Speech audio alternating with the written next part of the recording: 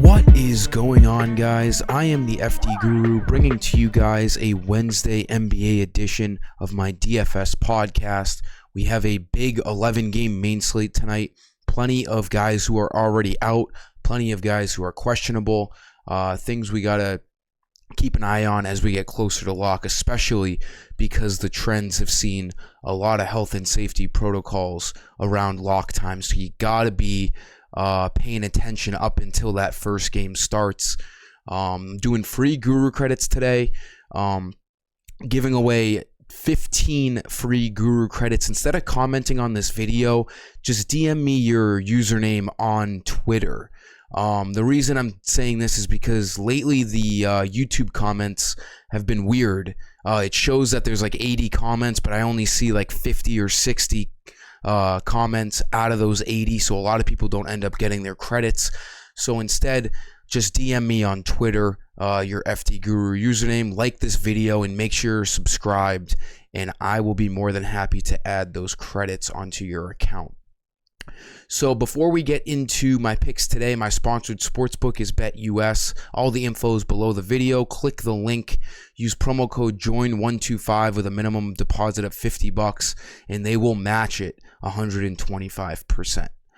So looking at tonight's slate, there's some great value already out there. Some key news, guys, that we have to pay attention to for questionable tags as of right now.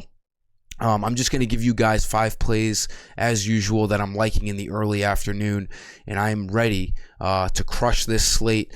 Hopefully, we can avoid any weird COVID protocols later tonight. So for point guard, I like Kyle Lowry a bunch. He's an easy play. His price went up a couple $100 to $7,000, but it doesn't matter. He needs 35 fantasy points to hit value, and he's been doing that easily with no Bam Adebayo and no Jimmy Butler. Done that in the last 4 games. The cherry on top here is that Tyler Hero is also out tonight, so I wouldn't be surprised if Kyle Lowry sees around 40 minutes tonight. He is their only usual starter out there. I think PJ Tucker is usually their starter too. But Kyle Lowry has been really good lately, and they're going to need him. He's going to have a ton of usage on this Heat team tonight as their only good player out there.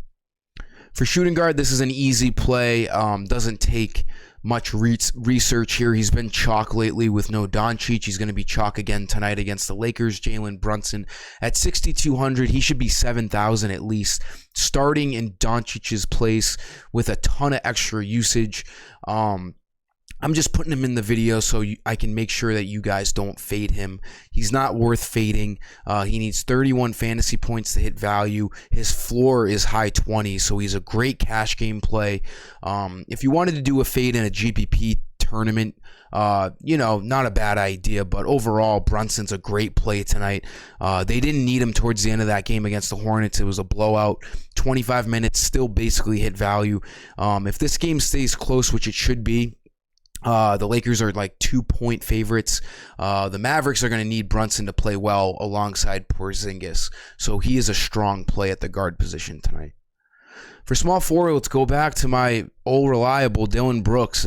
His price just isn't changing. He should be around 7,000.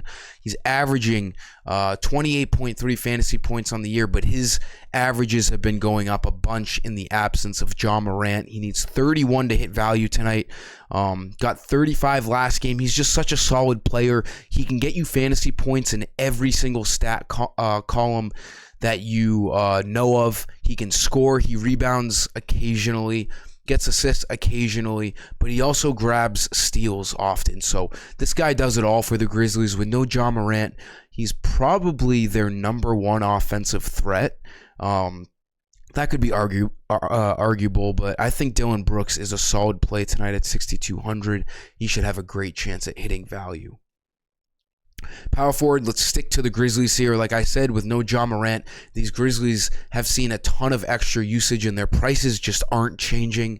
I'm surprised that Jaren Jackson hasn't jumped up to over 7,000 yet. He's been outstanding. He averages 31.7 fantasy points on the year, but like Dillon Brooks, since Ja Morant's been out, Jackson's been seeing more usage. He needs 32 to hit value tonight. He's been doing that often lately, and he's even gotten a lot of 40s in there too. So he's got mid-40s upside, and his floor seems to be around 30 fantasy points. So there's really no risk here. He's a solid cash game play as well. And then for center, Nurkic's price went down, which is just shocking. He was $6,000 last night, down to $5,900. He is their starting center, and they're going to need him against the Grizzlies if they're going to win tonight, because the Blazers are shorthanded without CJ McCollum. They're on a back-to-back, but Nurkic saw 38 minutes last night, had a great game. He only needs 28 to hit value tonight. He's averaging 32, and he's got like low 40s to mid 40s upside. So he's also a strong cash game play tonight at only $5,900. That price makes really no sense. I love this Grizzlies and Trailblazers game. Is one of my favorite games of the night. It's going to be competitive and should be high tempo.